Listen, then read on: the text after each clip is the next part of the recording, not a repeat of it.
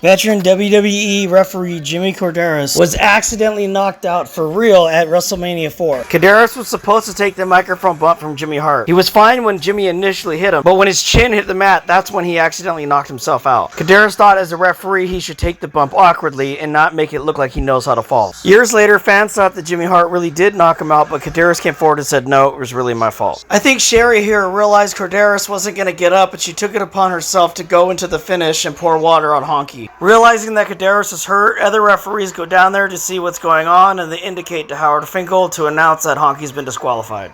Koderas does remember being taken out of the ring, but doesn't remember referee Jack Kruger holding him up by his belt. He reffed a total of 4 matches that night, and this one was supposed to be his last match, so he didn't miss any matches. Fortunately, Koderas would be okay later on that night. He got hired right before WrestleMania 3, but his first pay-per-view was Survivor Series 1987. He reffed a pretty cool hardcore match at WrestleMania 17 between Raven, The Big Show, and Kane, and once they fought their way through the crowd and made it backstage, Raven was supposed to get on a golf cart and drive it with Big Show being on the back. But the Big Show was so heavy that being on the back of it, he actually kind of tilted up the front part of the golf cart so the tires weren't exactly touching the ground enough. So Raven wasn't able to turn the golf cart and they crashed into a fence and drove over a power line. Luckily everybody was okay, but the golf cart was stuck. So Kane improv'd it and got on the other golf cart. Koderas jumped on it too, and we get a rare glimpse of Kane driving a golf cart with the referee on the back of it. The audience liked it, and this actually turned out to be a good thing. Then Kane hits Raven pretty hard with the golf cart.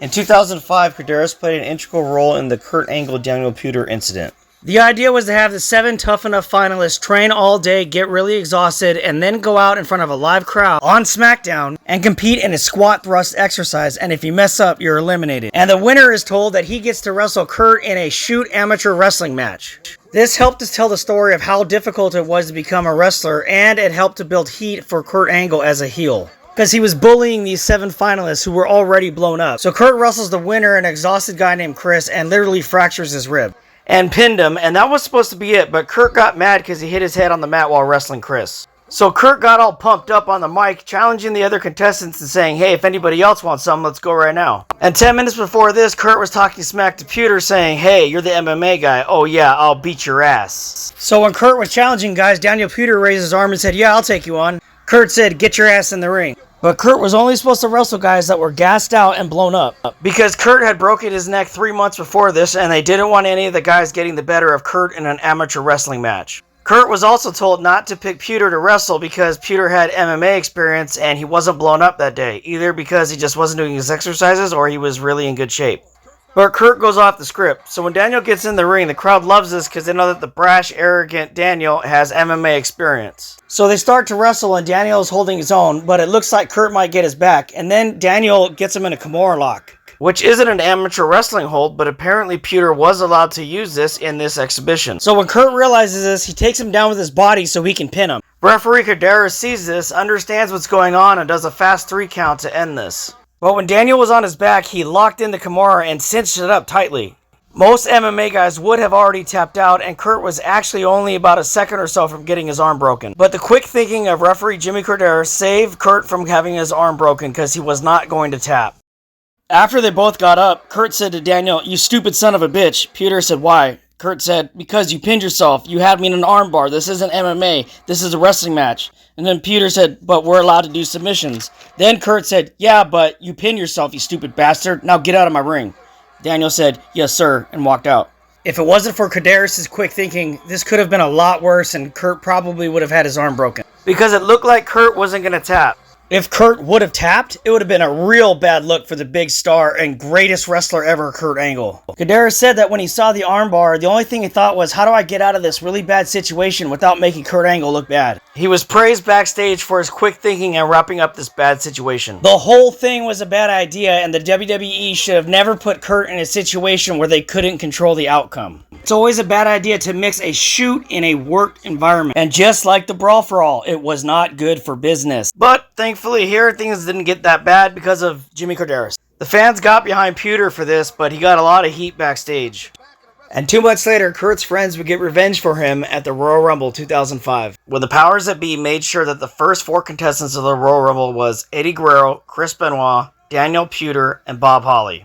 Once Puder got in the ring, Benoit and Guerrero stopped wrestling each other and just totally just ganged up on Puder and chopped the hell out of him. Like, way worse than normal. They took turns doing it. Then Bob Holly went in there and did the same thing, and it was even worse. It was totally obvious what they were doing. You could tell that they enjoyed it, and it was personal. Then after ganging up and beating up on him, they just threw him over the top rope like trash, and that was pretty much it for his career in WWE. Which brings us to Jimmy Korderas again. And something really weird that happened at the same night at Royal Rumble 2005. Batista was supposed to win the Rumble. But when Batista went to go dump John Cena over the top rope, the momentum carried them both over and Batista was unable to hold on to the rope and they accidentally both got eliminated at the same time. So referee Jack Doan went over to go raise Batista's hand, but the gorilla position had found out that they both hit the floor at the same time, so they told Korderas, go in there and raise John Cena's hand too, to establish confusion as to who won. No, John Cena won. No, Batista won. No, it was John Cena. So as the referees are doing this in the ring, they can hear in their earpieces that the guys at the gorilla position are saying, hey, go find Eric Bischoff and Teddy Long and tell them to go out there. Because they were the SmackDown and Raw general managers, so they wanted them to go out there and do the same thing, add to the confusion, and do the dueling arm raise. But they already left the arena because they figured their job was done that night. So a legit mad Vince McMahon comes out in his Mr. McMahon strut, and he starts saying, what the fuck, you fucking throw him out of the fucking ring, you stay in the fucking ring, one guy fucking wins, and now you both out, how the fuck we gonna do this shit?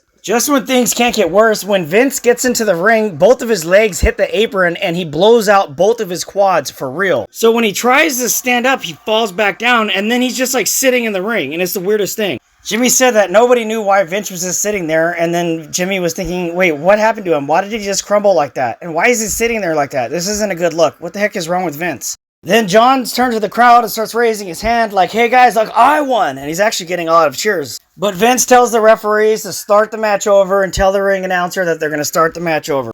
I think John Cena tried to steal the win here. Like, hey, Vince, change it from me being the winner because he was the one that messed up. Or, look, Vince, say I was the winner. Look, the crowd is cheering for me more than they're cheering for Batista. Come on, I'm the one that should win. Listen to the crowd. But Vince didn't change his decision and Batista was like, no, shut up. Remember, I'm supposed to win. Get out of here. Really bizarre turn of events at the end of that Royal Rumble. Warning. The following part of this video contains graphic and traumatic witness accounts of Owen Hart's death, which will likely be sad for everyone watching. Viewer discretion is advised. The most notable moment of Jimmy Korderas' career is the fact that he was in the ring when Owen Hart had his tragic accident at the Over the Edge pay-per-view in 1999. Korderas and ring announcer Howard Finkel were the only two people in the ring when Owen fell. The match before what was to be Owen's match was a hardcore match between Al Snow and Hardcore Holly, and there were broken pieces of wood from the table and all the debris in the ring. So Jimmy had his left hand on the top rope and he was walking backwards, kicking the debris out of the ring. Jimmy was backing up into the corner where Owen would fall and he heard someone screaming to get out of the way, look out. Then he felt something brush against the side of his head and his shoulder and the ring rope that he was holding with his left hand flung out of his hand and came back and stubbed him in the finger. At the same time, he heard a really loud impact and thought that the ring rope had snapped, so he ducked and moved away from it and turned around and saw Owen lying there. Now, he knew that Owen was going to be lowered by a cable, but he was surprised to see him lying there. But then putting everything together, he realized that Owen had fallen. He started to walk over to Owen and called out for him, but Owen didn't respond.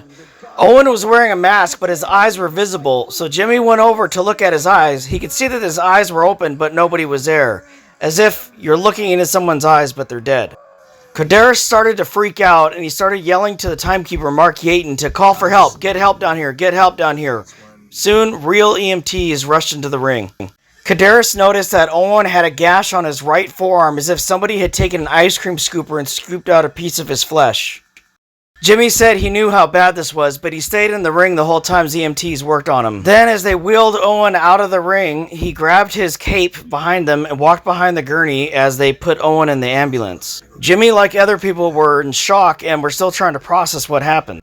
Jimmy went to the hospital and everything was fine with him, but he was told at the hospital that Owen didn't make it. The next day, Jerry Lawler told Korderas that he was really lucky that he didn't get hit by Owen, and Jerry explained to him that he had seen Owen fall and he saw how close Owen got to Jimmy. It was then that Jimmy realized that the screaming he heard was Owen screaming for him to get out of the way as he was falling. And what Jimmy felt brush against his head and shoulder was probably Owen's cape. And the gash on Owen's forearm was from the ring rope. Everyone can agree that this was a terrible situation and Owen was a great guy and this was just an all-around bad thing. Owen left a great legacy as a human being and is still talked about very fondly by wrestling fans all over the world to this day. So as you can see, Jimmy has a lot of experience and a lot of stories with working for the WWE. He ref for them for 22 years. His favorite wrestler to ref for was The Undertaker because he said even after 20 years, being in the ring with that entrance, it was always an experience and gave him chills.